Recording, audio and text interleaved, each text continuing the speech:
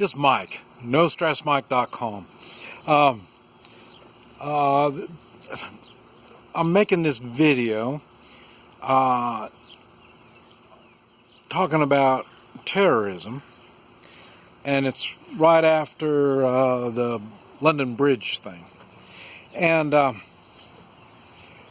I'll tell you, I really don't know where to start on this,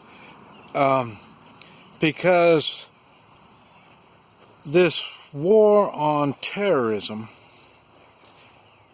is a bad thing in the way the government thinks.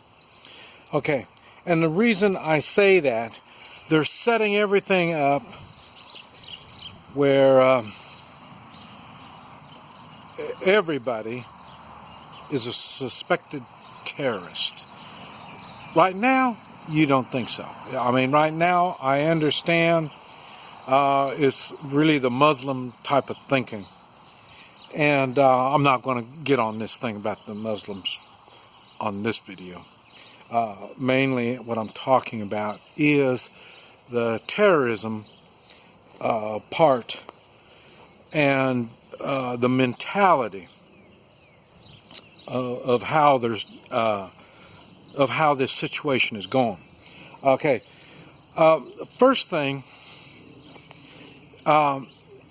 people living in the city, your whole lives are set up to be terrorized. I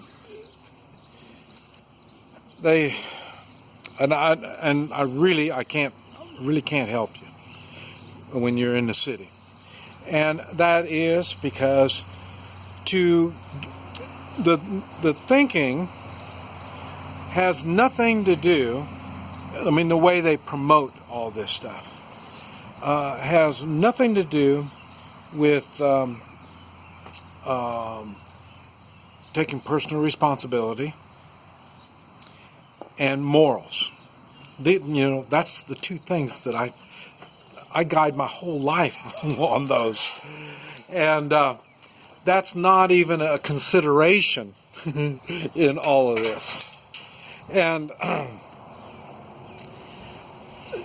that's why, to me, the war on terrorism is just nothing but a scam. And if you were to take personal responsibility and have morals, then there's really no such thing as terrorism in the way of fear. And that's, I mean, it's going on like that. The reason the Muslim thing is doing this is they're trying to cause fear. And there's that saying, I don't know if it was President Roosevelt or who it was that said it, but the only thing to fear is fear itself. Now that comes about because once you are prepared, then you can deal with whatever it is. So what you do is you find out what it is that you are scared of. What is it that gives you that fear? And you prepare to counter whatever this is. Now, in this particular thing, we're talking about using violence. I've lived in Central America. I'm around tons of violence.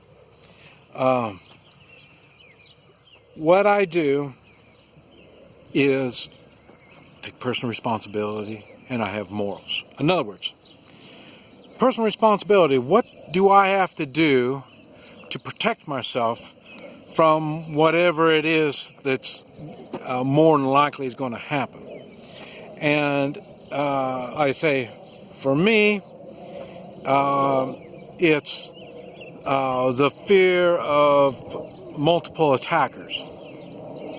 Remember, I trained SWAT teams, multiple attackers. I was in Vietnam, multiple attackers. I was in the convenience store when they came in to rob it, multiple attackers. I know what multiple attackers can do. So I prepare myself to counter it. So multiple attackers is not a fear. All of this stuff, especially coming at me with machetes. Remember we talked about the bandits in Central America with machetes? And I used a tomahawk. I didn't have access to a firearm at that particular time, but I did have access to a tomahawk. So I was prepared for what I had to go up against. And I'm not going to go into a lot of other kind of details because, like I say, it's the same thing with who are the attackers. In Central America, the attackers are police, military, bandits, rebels. So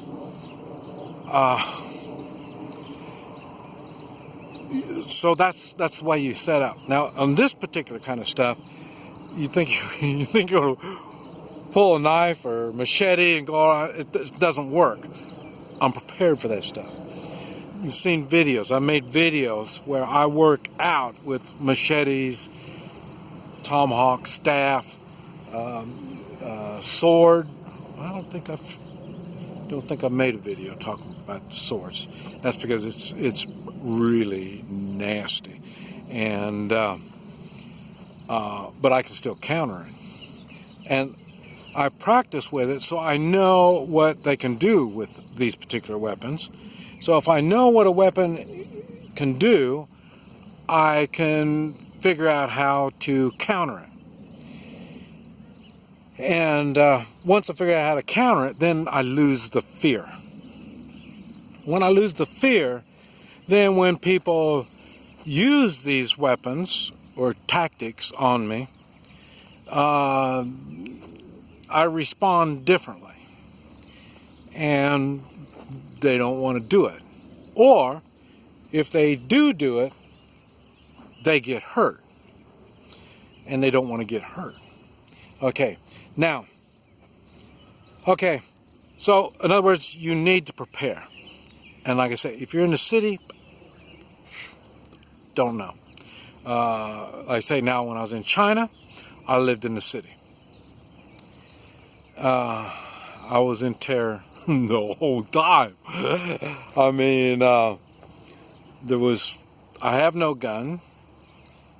Everyone that's coming up against me is armed, either with firearms or sharp objects, which both are all illegal in China.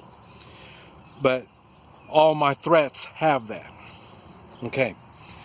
That's one reason why I didn't enjoy my stay in China, and that's why I'm back here again. Okay. Now you're going to say, well, how about the bombings? They're going to bomb and blow you up. That falls right back into taking personal responsibility and morals.